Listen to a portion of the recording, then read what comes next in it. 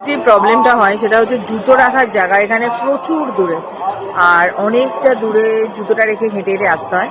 But ঠিক আছে, এটা যখন রুলস তখন সবাইকেই মানতে হবে। এখানে প্রসাদ বিতরণের একটা লম্বা লাইন পড়েছিল। আমি মায়াপুরে এসেছিলাম, গাড়ি ভেতরে রেখেছিলাম এবং সকালবেলা এসেছিলাম। তারপরেও মানে যখন আরতির টাইমে ঢুকেছিলাম, মাঝখানটা দাঁড়াতে পেরেছিলাম।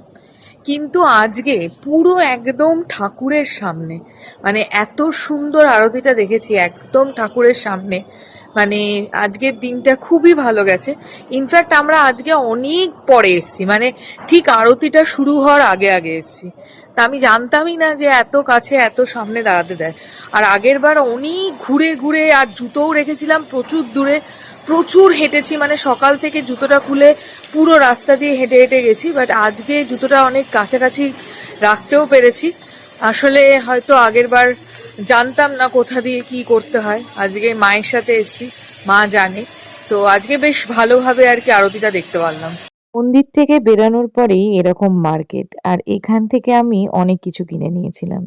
এরপরে সময় ফুরিয়ে গেল, আমার বাড়ি ফেরার টাইম হয়ে গেল। গাড়িতে বসে পড়লাম, আর দুই বান্ধবী সব সময় পেছনে বসে। তার কারণ সেখানে তারা খাওয়া দাওয়া, গল্প, লুডো এগুলো মনের সুখে করতে পারে। আজকের দিনটা ভালো কাটল।